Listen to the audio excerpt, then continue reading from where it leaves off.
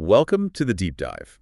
This is where we take your course materials, your sources, notes, articles, all that stuff, and really try to pull out the key insights for you. Exactly. And today, we're tackling a really pivotal moment in history. We are. The Industrial Revolution, it just changed.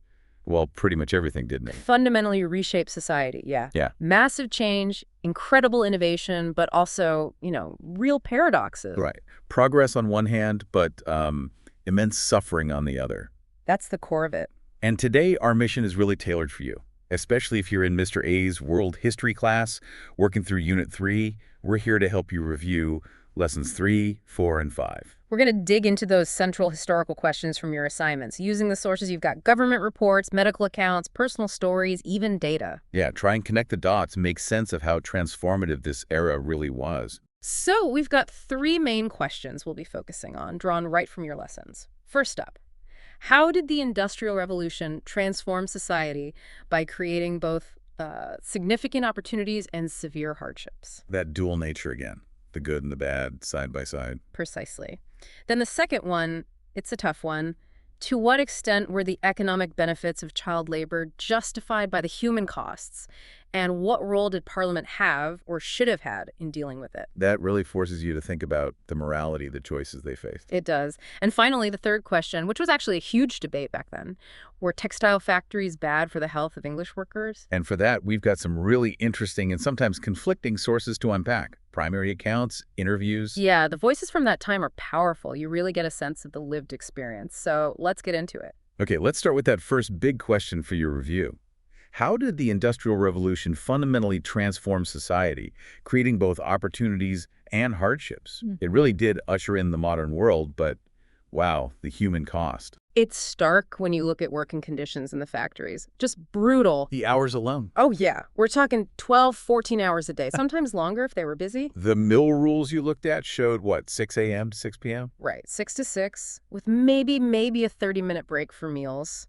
And that was tightly controlled. And the pay was just abysmal. Shockingly low. Men might get 15 shillings a week. Women, about 7. And kids, maybe 3 shillings. And employers actually preferred women and children, didn't they? Not just because they were supposedly nimble. No, I mean, that was part of the justification, but it was largely about cost savings, huge savings. There were even stories of boys getting fired when they hit adulthood, just so the owner didn't have to pay them more. Exactly. It completely changed the family dynamic, too, pushing kids into being breadwinners. Just imagine that pressure. And the discipline. It's almost unbelievable today. It really is. Overseers used strapping, basically hitting workers with leather straps. I read about hanging iron weights around kids' necks to keep them awake. Yes, that too. And even worse things, hanging them from the roof in baskets, nailing ears to tables, dunking them in water. Just horrific. And fines for everything, right? Talking, whistling. Leaving your station without permission. Some sources claim overseers had quotas for fines and might even mess with the clocks to catch people being late. Unbelievable. And the danger. Constant danger. The machinery was largely unguarded. Accidents were incredibly common, especially for kids who had to crawl into the machines sometimes. That statistic from the Manchester Infirmary in 1833, 40% of accident patients were from factories. 40%, often losing limbs. And the environment itself was hazardous heat up to 100 degrees Fahrenheit, and if you broke a tool, you paid for it. Plus the health issues from the conditions themselves. Definitely. That damp, warm air needed for cotton spinning. Workers would go out into the cold air and get pneumonia. And the air inside, full of dust. Led to chronic chest and lung problems. And the noise, constant deafening noise causing hearing damage. Then you had the parish apprentices. These are orphans, right? Yes, basically kids from workhouses who were legally bound to factory owners. Unpaid labor. Working 12-hour shifts, sleeping in barracks where the beds were never empty because the shifts rotated constantly. It's that grim reality Dickens wrote about in Oliver Twist. Truly dehumanizing. So, on the hardship side, it's overwhelming. What about the opportunities? Were there any? Well, it's complicated. Factory owners, the industrial capitalists, they certainly thrived.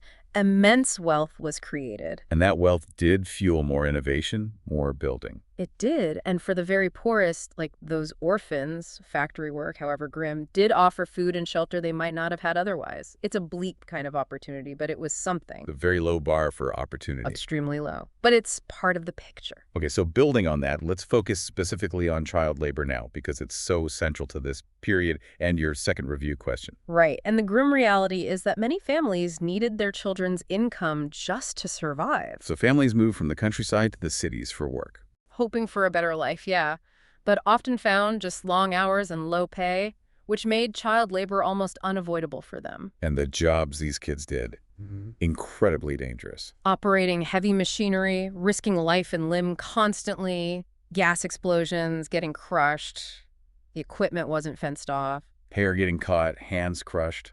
Horrifying. And they'd send kids into tiny spaces between machines, sometimes while they were still running or could restart suddenly. Treatment, too.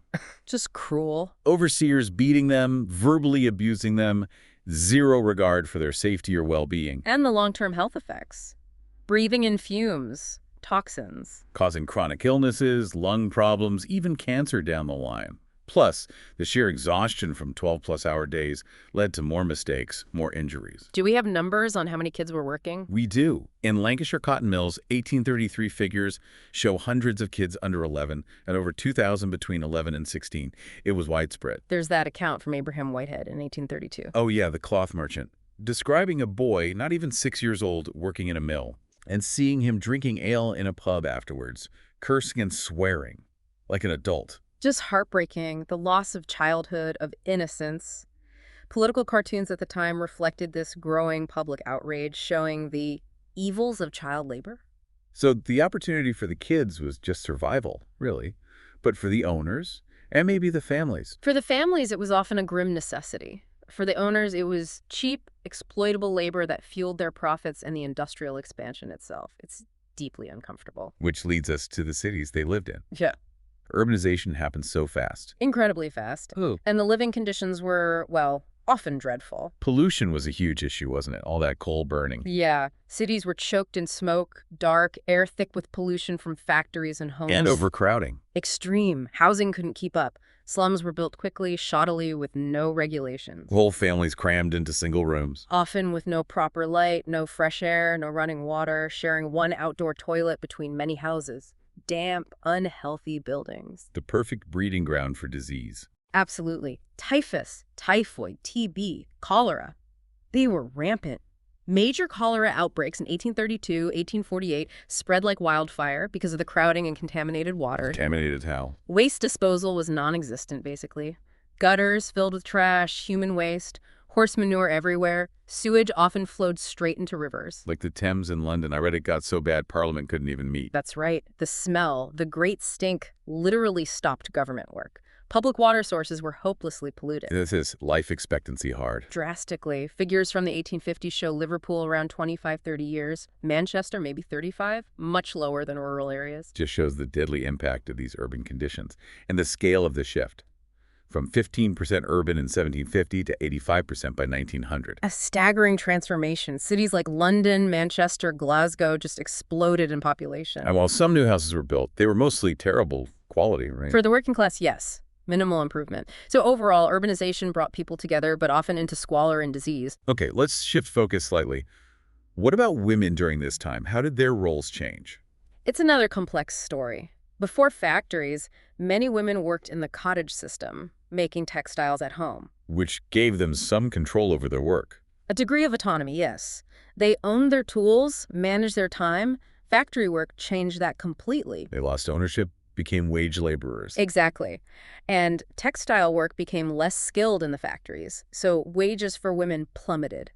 Plus the physical dangers. Right. You mentioned their clothing and hair being hazards around machinery. Made them particularly vulnerable, yeah. Yeah. And economically, they became very dependent. Earning maybe 5 shillings a week compared to 10 or 15 for men. Right. When basic goods were expensive, a pound of tea could cost 6 shillings. Rent was maybe 5 shillings a month. So if a woman lost her husband. Survival was incredibly difficult.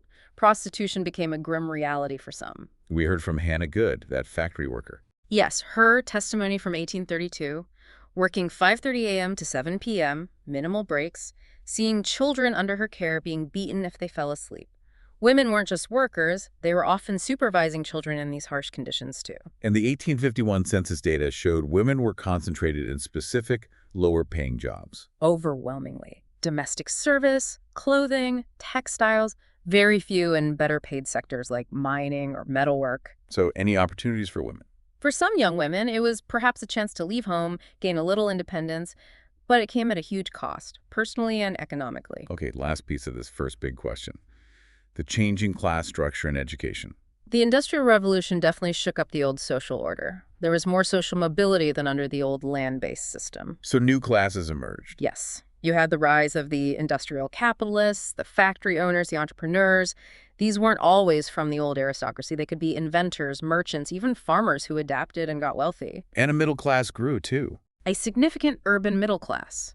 Doctors, lawyers, managers, clerks. Many were self-made men who benefited from the new industries. And this middle class developed its own culture, that cult of domesticity. Right.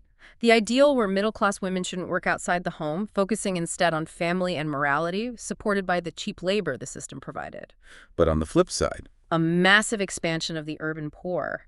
The gap between rich and poor grew wider, and upward mobility for the working class was incredibly hard. why so hard? Largely lack of access to education. For kids working 14 hours a day, school was impossible. It was a luxury. What education was available back then? In the 1700s, very little formal schooling for most.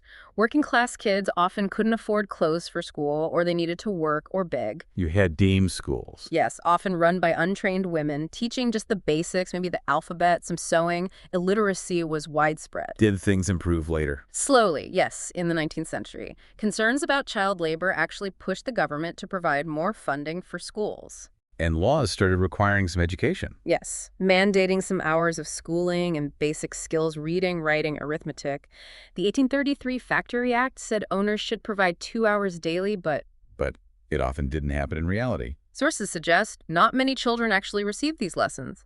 But you also saw the development of technical schools for industrial training and ragged schools specifically for poor children. So progress was slow, but the idea of wider education was starting to take hold. Definitely. The seeds were planted, even if the reality for most working kids was still grim. Okay, that really covers the breadth of transformation, the opportunities and the severe hardships. Let's transition now to that second core question for your review, focusing tightly on child labor again. Right. To what extent were the economic benefits justified by the human costs, and what was Parliament's responsibility? First, why were children so desired by employers? What were the perceived economic benefits? Well, bluntly, they were seen as a raw material found in plentiful supply. Easy to find, easy to recruit, especially orphans, the most vulnerable. It was also seen as a way to deal with poverty. Sort of a cheap way of dealing with poor children, yeah. Right. Work instead of welfare, essentially. And managers thought they were easier to handle than adults. They believed children could be made to adapt to the strict, regimented factory life more easily than adults used to different rhythms of work. Plus, the idea that machines were designed for small hands. That was another justification: use nimble fingers. And crucially, their labor was incredibly cheap, sometimes even free if they were parish apprentices. So their labor was actually fundamental to the industry's growth. Absolutely. Sources say it was integral to the rise of the new industries. It helped build up Britain's industrial power. It's hard to imagine that rapid expansion without child labor on that scale. A really sobering thought. But the human costs, which we've touched on, let's revisit those specific accounts for this question. The jobs themselves being scavengers under moving machines, being the main manpower in remote mills. Working 14, 15 hours, maybe more, often unpaid overtime. High risk of injury, especially towards the end of the shift from exhaustion. Risk of fire. Primitive living conditions in dormitories. And those cruel punishments we mentioned, head shaving, solitary confinement, beatings. The specific accounts are vital here. George Gould talking about 5-year-olds being cheaper than older kids. Charles Aberdeen witnessing scavengers under machines. Robert Blanco's memoir, Sick, Back Aching, Not Allowed to Sit for Hours. Hannah Brown starting at age 9, working 6 a.m. to 9 or 10 p.m. Jonathan Down being dipped in cold water at age 7 to stay awake. And the account of fatal abuses, Sarah Golding, Mary, Caroline Thompson, girls having their hair cut for talking. John Fairbrother seeing the master use a horsewhip. even overlookers like William Rastrick feeling like slave drivers. And the statistics back this up, right? That table showing nearly half the workers started under age 10. Exactly. The sheer scale and the extreme youth involved are undeniable.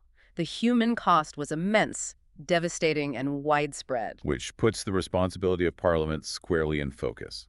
Your assignment involved appealing to them for action. Yes, recognizing that legislative change was needed to address these horrors, which brings us nicely to our third question. Right. Were textile factories bad for the health of English workers? This was fiercely debated, leading to official investigations. And the sources you have show that debate clearly. We have conflicting testimonies. Let's start with Dr. Michael Ward, interviewed in 1819. A Manchester doctor with 30 years' experience treating factory workers. His view was strongly negative. He said he couldn't stand being in a factory for 10 minutes without gasping for breath. Called them nurseries of disease and vice. Claimed factory kids' health was much worse than others. And he had data. Remember, 47 out of 106 kids at one school had factory injuries, nearly half. His position seems pretty trustworthy, independent, lots of direct experience. Seems so. But then you have Dr. Edward Home, interviewed a year earlier, also a Manchester physician for 24 years. And his take was different. Generally positive. Claimed workers were in good health generally. He cited an examination he did back in 1796 at a specific factory, Mr. Pooley's, finding most workers healthy. Okay, but the potential issue there. He was hired by the factory owner, Mr. Pooley, to do that examination. That raises a big red flag about potential bias, doesn't it? It certainly makes you question how objective he could be. Definitely. Now, contrast these doctors with John Burley's account from 1849. The former child worker started at age 5. His perspective. Intensely negative. Matches Dr. Ward perfectly. Describes the brutal hours, lack of breaks, the meager food, severe beatings. And importantly, he mentioned owners forcing kids to lie to inspectors. Yes, under threat of punishment. That suggests a cover-up, that the conditions might have been even worse than inspectors sometimes saw. His testimony seems highly credible, being a direct victim and witness. I would agree. It's a powerful first-hand narrative that supports the negative view of factory health. But there was another voice defending the factories, Edward Baines. Right. Journalist, editor, member of parliament, and crucially, an opponent of factory regulation. His 1835 book downplayed the problems. Claimed cruelty was the exception, not the rule, just a small portion of truth in the negative reports. Argued factory work was far less injurious than other jobs. Work was light, workers were calm. So his view aligns more with Dr. Holmes. Yes, the more optimistic view. But again, context is key. Baines openly opposed regulation. He had an agenda. So his trustworthiness might be lower because of that clear bias. It's something you absolutely have to consider when evaluating his claims. So weighing the evidence, the first-hand account from Burley, the independent Dr. Ward, versus the potentially biased Dr. Holm and the anti-regulation MP Baines. The weight of the more credible evidence seems to strongly suggest that, yes, textile factories were bad for the health of English workers. Profoundly so. And despite the debate and conflicting views, Parliament did eventually act. Slowly, but yes. Commissions investigated, debates raged, and laws were passed between 1800 and 1850. The Factory Act of 1850, limiting kids' hours to 60 per week, 10.5 per day, was a significant step, though arguably long overdue. Okay, so let's wrap this up, bringing it all together for your review. The Industrial Revolution was undeniably transformative. Huge leaps in technology, economic growth. It laid the foundation for our modern world. But, and it's a huge but, it came at an immense human cost. The hardships faced by the working class, by women, and especially by children, were staggering. It was a period of intense paradox, building wealth and progress on the backs of suffering and exploitation. Society changed fundamentally, for better and for worse, all at the same time. And looking at these different sources, these conflicting accounts, really drives home how important it is to dig into the evidence, right? To hear those voices from the past. Absolutely. History isn't always neat. You need to grapple with the complexity, evaluate the sources, and piece together the most likely picture. Primary sources let you do that. So as you finish your review of these lessons, here's something to think about. Considering everything we've discussed, the opportunities, the hardships, the debates about health and welfare, what lessons can you draw from the Industrial Revolution about balancing economic progress with human well-being? Are those lessons still relevant today? Definitely something to reflect on. It's a tension we still grapple with. Indeed. Thanks for joining us on The Deep Dive. We'll catch you next time.